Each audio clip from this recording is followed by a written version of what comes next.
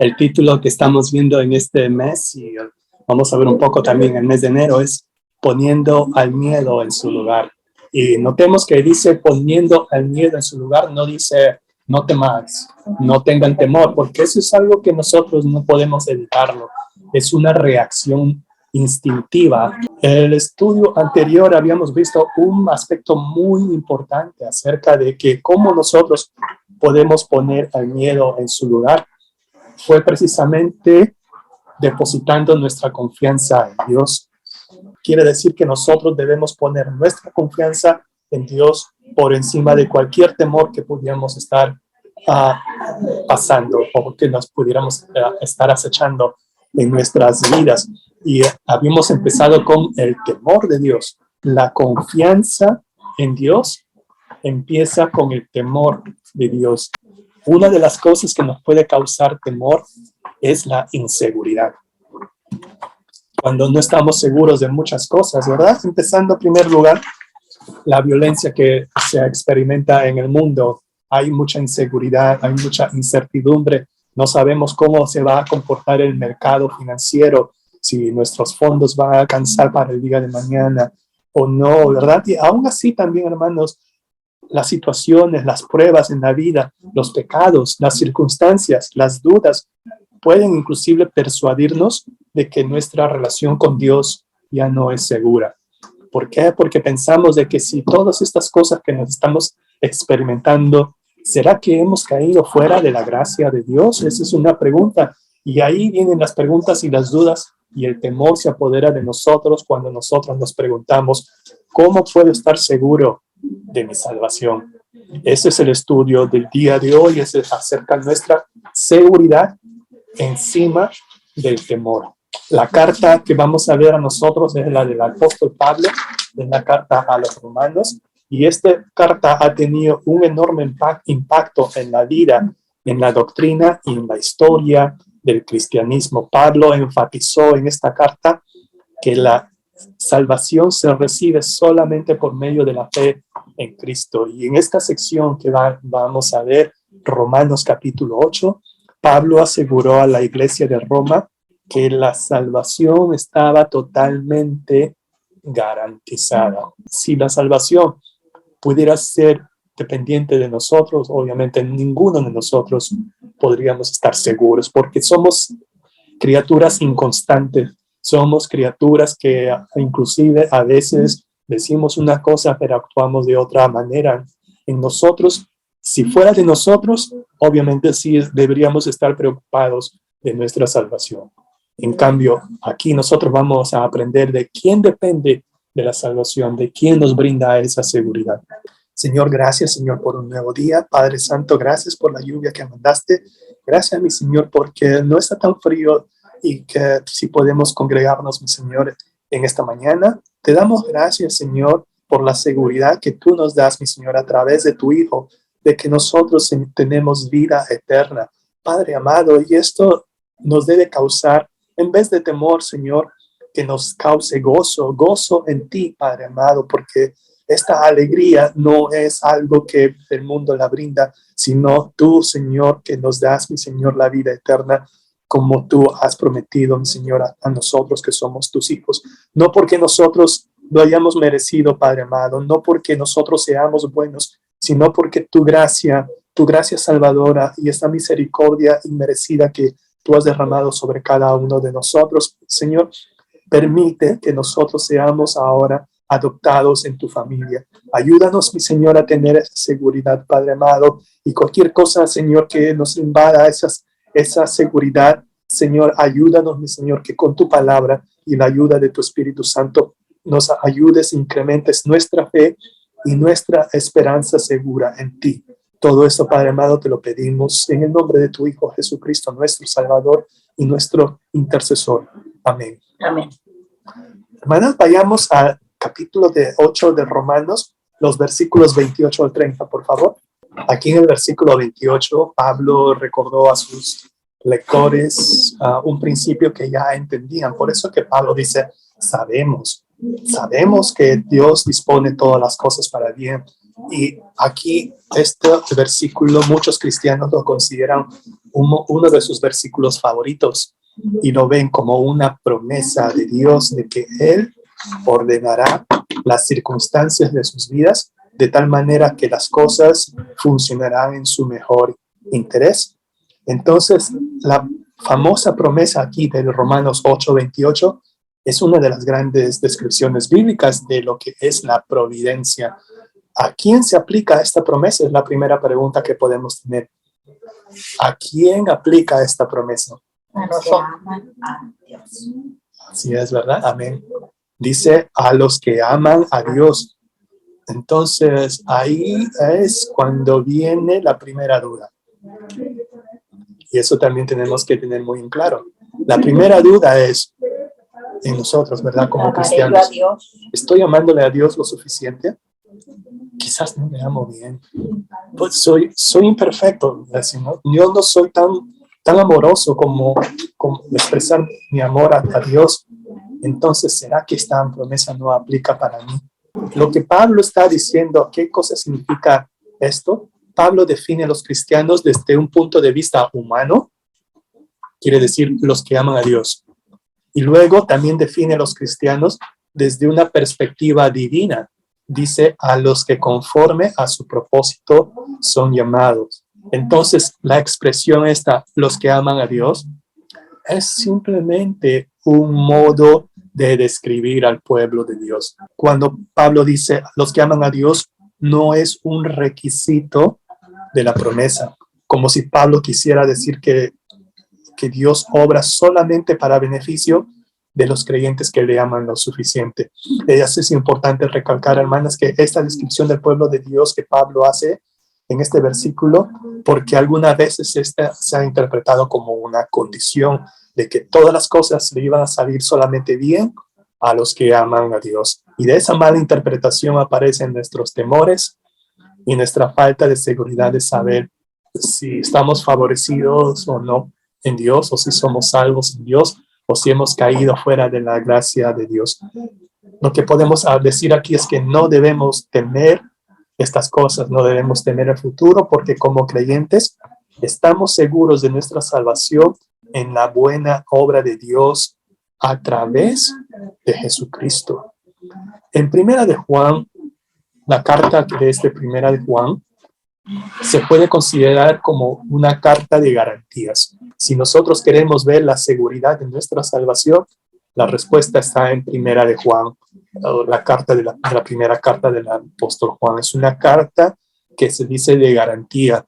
Y Primera de Juan, capítulo 5, versículo 13, dice el apóstol Juan, estas cosas, cuando Juan dice estas cosas, se refiere a todo lo que ha escrito en esta primera carta. Estas cosas os he escrito a vosotros que creéis en el nombre del Hijo de Dios, para que sepáis que tenéis vida eterna y para que creáis en el nombre del Hijo de Dios. Así que el versículo 13 de la primera carta del apóstol Juan, del versículo 13, capítulo 5, nos indica una seguridad. Y precisamente el título de este estudio es Seguridad por encima del temor. Cuando aquí, ¿verdad? El versículo 28 dice, todas las cosas les ayudan a bien.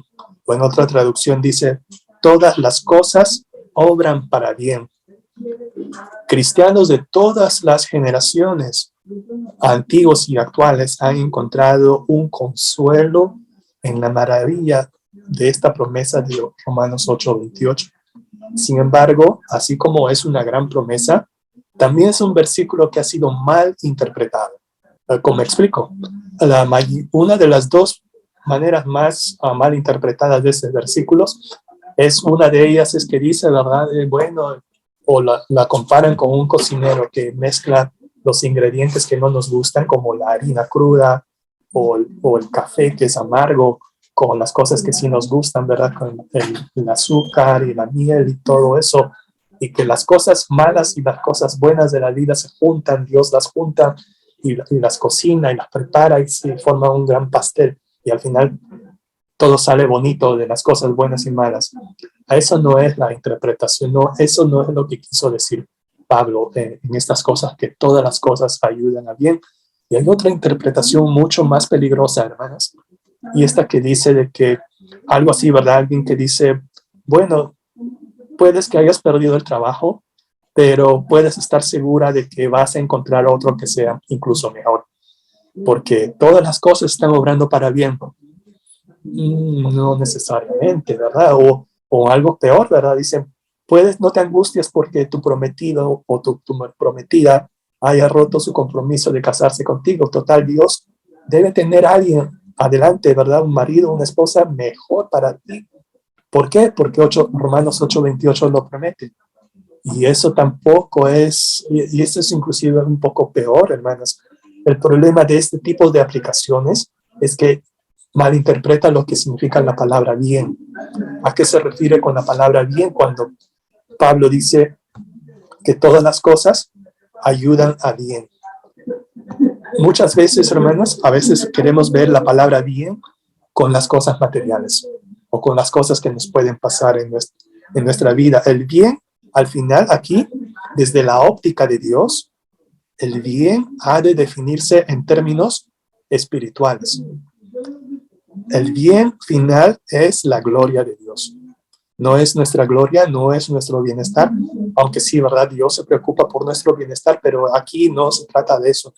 El bien que Pablo está hablando es la gloria de Dios, y Él es glorificado cuando nosotros vivimos como Cristo. En Romanos capítulo 5, versículos del 3 al 4, Él nos dice, y no solo esto, sino que también nos gloriamos en las tribulaciones, sabiendo que la tribulación produce paciencia, y la paciencia prueba, y la prueba esperanza.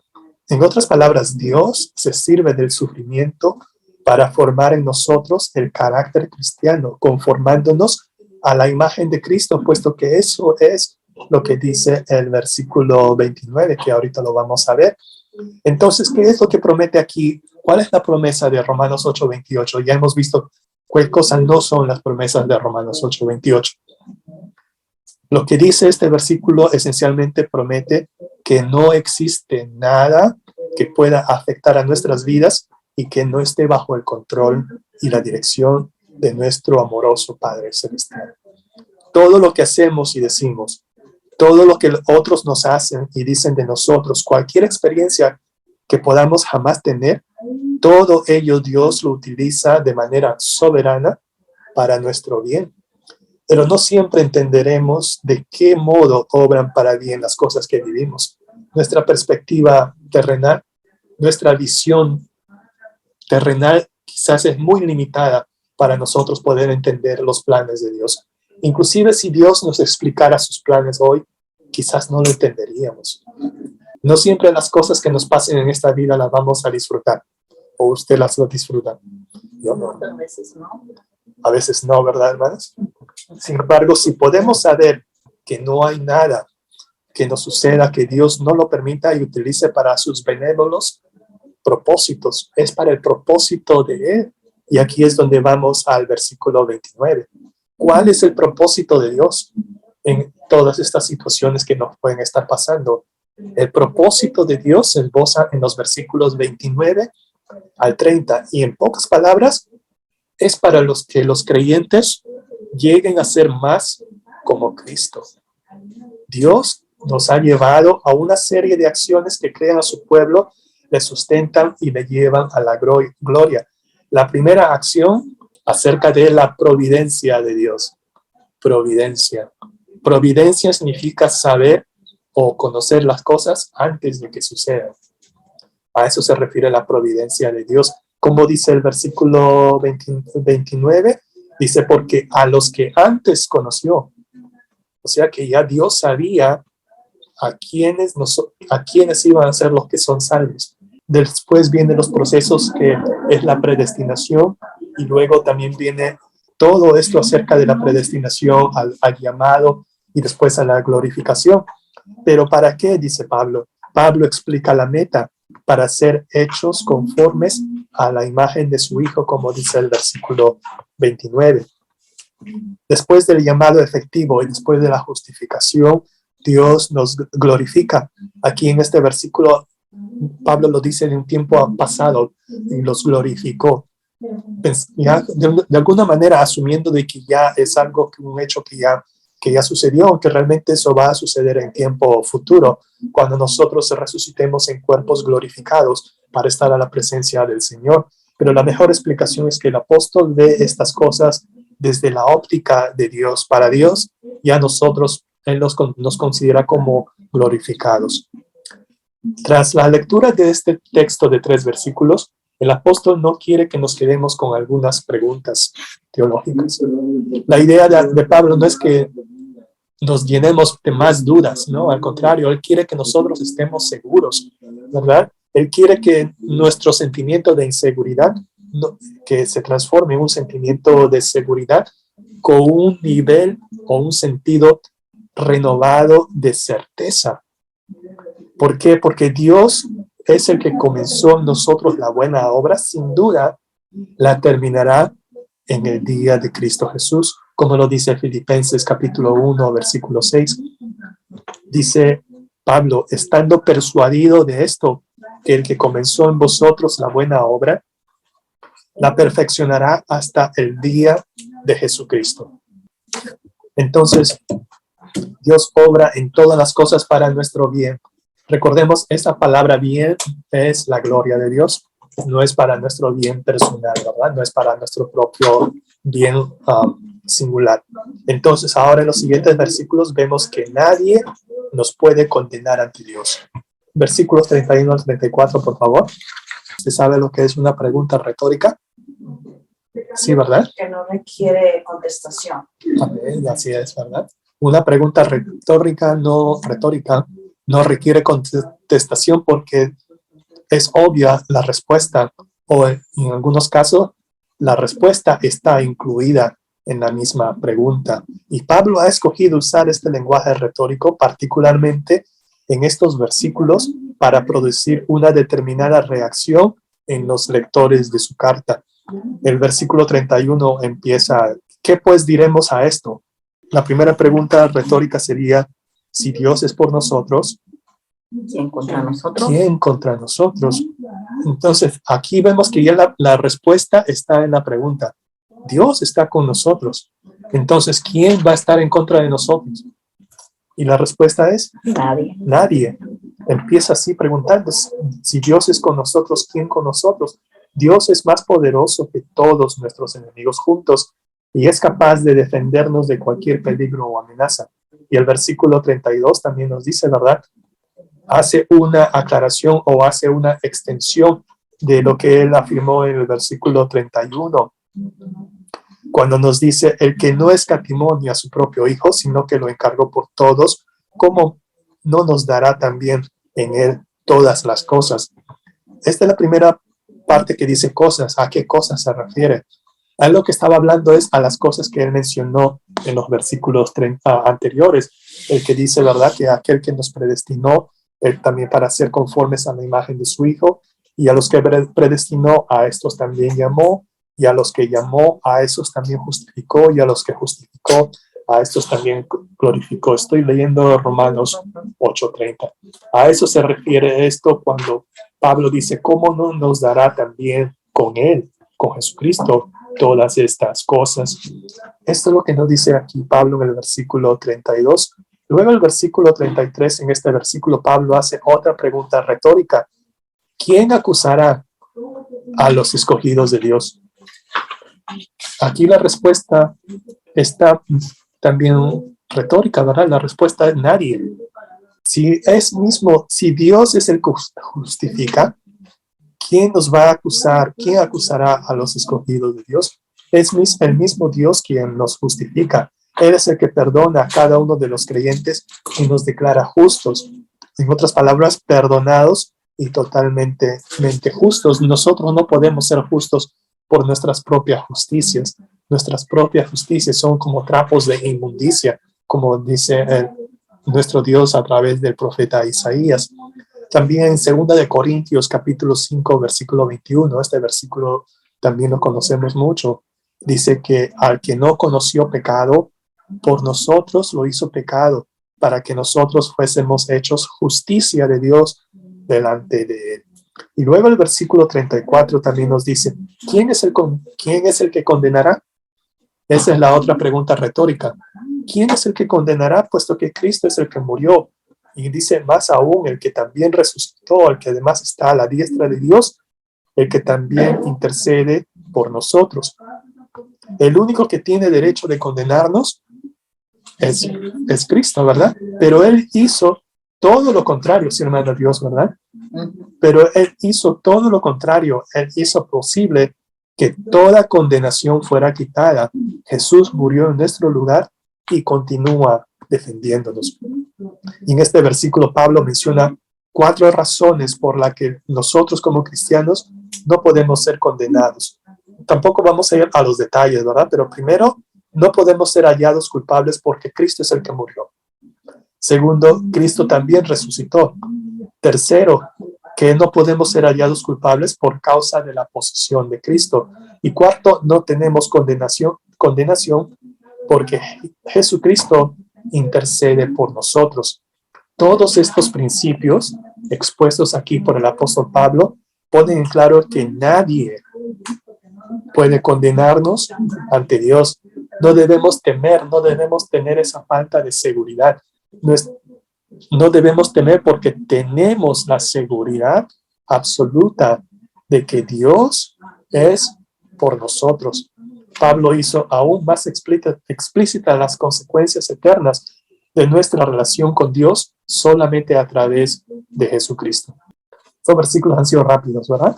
Quizás porque ya estamos entrando en seguridad, pero que esa seguridad no sea en autoconfianza. Que no nos confiemos. Que no nos confiemos en nosotros mismos. Como el apóstol Santiago decía, no nos engañemos a nosotros mismos. ¿Sí? Y eso es también el punto, ¿verdad? Porque, hermanas, en cualquier momento vamos a fallar, en un momento dado en nuestras vidas. Y ahí es cuando nuestra seguridad o nuestro falso sentido de seguridad se desploma. ¿Por qué? Porque no estamos depositando nuestra seguridad en Cristo Jesús, sino en nosotros. ¿Sí? Versículos 35 al 39, por favor, para terminar. Saber que hemos sido declarados inocentes de todas las acusaciones contra nosotros es una maravillosa certeza. Sin embargo, Cristo no solamente nos defiende, sino que Él nos ama e inicia una relación con nosotros y nada nos separará jamás de su amor. Pablo nuevamente planteó en el versículo 35 otra de su pregunta retórica. ¿Quién nos podrá separar del amor de Cristo? Y la respuesta, Nadie. nadie. ¿Se dan cuenta la manera como Pablo utilizó la retórica o las preguntas retóricas para, como se dice, formular una acción, una reacción en nosotros, sus lectores, o los que escuchamos su carta? Es para que nosotros respondamos a esa reacción, a que nadie, porque hubiera sido fácil para Pablo escribir, como les digo, hermanos, nadie nos podrá separar del amor de Cristo. Y si lo leemos así, quizás no hubiera generado una reacción en nosotros si lo leyéramos de esa manera, pero él lo hace como una pregunta retórica. ¿Quién nos separará del amor de Cristo? Y luego dice, ¿verdad? Le da ejemplos: tribulación o angustia, o persecución, o hambre, o desnudez, o peligro, o espada. Los cristianos, ¿verdad? No debemos temer estas cosas. Pablo, él mismo, había experimentado muchos peligros durante su ministerio y en su propia vida. Los cristianos romanos tampoco estaban menos sujetos a ellos. No obstante, Pablo animó a los creyentes a no ceder ante su miedo, sino a buscar a Dios para su rescate. Entonces aquí también vemos que Pablo, luego en el versículo 36, como que hace un paréntesis, dice, ¿verdad? Como que se salta de su línea de explicación. Él hace un paréntesis así, aquí, haciendo referencia al Salmos 44, versículo 22. Pero por causa de ti nos matan cada día. Somos contados como ovejas para el matadero, dice este Salmos. Aquí Pablo nos quiere hacer recordar de que el sufrimiento es una parte natural y es una parte esperada en la vida cristiana. ¿Hemos de esperar sufrimiento, hermanos, hermanas? Sí. Claro que sí, ¿verdad? Tribulaciones, angustias, peligro, desnudez, inclusive morir a espada, como dice aquí en el versículo 35. Romanos 8:17, Pablo también nos habla acerca de eso. Dice que somos hijos de Dios, ¿verdad? ¿Por qué? Porque el Espíritu Santo, todo aquel que tenemos Espíritu de Dios, ya somos hijos de Dios. Y si hijos de Dios, también herederos de Dios. Y como herederos de Dios y coherederos con Cristo, si es que padecemos juntamente con Él, para que juntamente con Él seamos glorificados. Nótese que aquí también nosotros queremos ser herederos de Dios, pero solamente herederos de las cosas buenas. También sí queremos eso, ¿verdad? Pero vamos a ser herederos de todo, porque De venga todo, lo ¿verdad? bueno y lo malo. Versículo 37 dice así: antes, en todas estas cosas, somos más que vencedores por medio de aquel que nos amó. Antes significa, sin embargo, no obstante, pero, o no obstante, sin embargo, en todas estas cosas, ahora aquí la segunda vez que se refiere a cosas. ¿A qué cosas se refiere aquí? A todas. A las cosas que describió en el versículo 35, ¿verdad? Ante todas estas cosas, tribulación o angustia o persecución o hambre o desnudez o peligro o espada, somos más que vencedores, sugiriendo que los cristianos somos más que vencedores sobre la adversidad y somos más que vencedores que en manos de Dios incluso conduce a nuestro bien. Y recuerden, hermanos, ¿cuál era nuestro bien? Nuestro bien es la gloria de Dios, no es nuestro bien personal. Nuestro bien es la gloria de Dios. Entonces, en los versículos 38 al 39, Pablo concluye con esto diciendo: yo estoy convencido. En otras palabras, yo estoy seguro. Estaba seguro, ¿verdad? Y él quiso poner esta situación de seguridad en 4 pares. El estudio de hoy es seguridad, y aquí es cuando nos dice Pablo: yo estoy seguro. Aquí él ve nuestra seguridad. No importa, ¿verdad?, qué cosa pase en este mundo, por la cual dice: estoy seguro, ni la muerte ni la vida. Son 2 cosas opuestas. Ni ángeles, ni principados, ni potestades, otras 2 cosas opuestas. Ni lo presente, ni lo actual, ni lo porvenir. Ni lo que es actual, ni lo que es futuro. Ni siquiera lo que es alto, ni lo que es profundo. Y después, ¿verdad?, ni ninguna cosa creada nos podrá separar del amor de Dios, que es en Cristo Jesús, Señor nuestro. Vemos aquí, hermanos, la seguridad que nosotros tenemos. Si tenemos miedo o de la inseguridad que nos pueda dar este mundo, miedo al futuro, miedo a la incertidumbre, ¿qué puede pasar en el día de mañana? No lo sabemos. Pero ninguna de estas cosas, hermanos, tenemos la seguridad de que nada nos podrá separar del amor de Dios que es en Cristo Jesús, Señor nuestro. Y esto también es muy importante, hermanos. ¿Por qué? Porque nada podrá separarnos de este amor que Dios tiene por nosotros. En Romanos capítulo 8, estamos viendo, el versículo 1 empieza: ahora pues, ninguna condenación hay para los que están en Cristo Jesús, los que no andan conforme a la carne, sino conforme al Espíritu. Eso es lo que dice Romanos 8:1. Y aquí, en este capítulo 8, Pablo termina con la que no hay separación. En primer lugar, no tenemos condenación y tampoco tenemos una separación. Nuestro Señor Jesucristo nos dice así en el Evangelio de Juan, capítulo 10, versículos 28 al 29. Y yo les doy vida eterna y no perecerán jamás, ni nadie las arrebatará de mi mano. Mi Padre que me las dio es mayor que todos y nadie las puede arrebatar de la mano de mi Padre. Vemos aquí otra promesa de nuestro Señor Jesucristo, que Él es la garantía, que no hay nada que nos pueda separar del amor de Dios en Cristo Jesús. Y podemos concluir así, hermanos, que los versículos de esta sesión nos demuestran ser un estímulo para muchos de nosotros que estamos enfrentando situaciones difíciles y angustiantes y que amenazan nuestro sentido de seguridad, ¿verdad?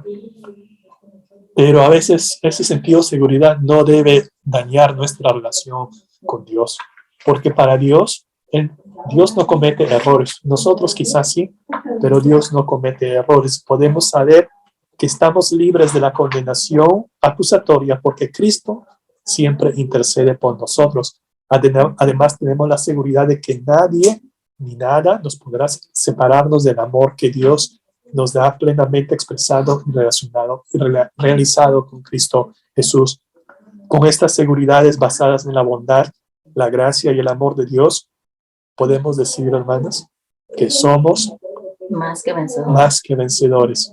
Gracias a Cristo, nada nos alejará de Dios, ni de su amor, ni de su obra en nuestras vidas. ¿Sí, hermanos? Ujú.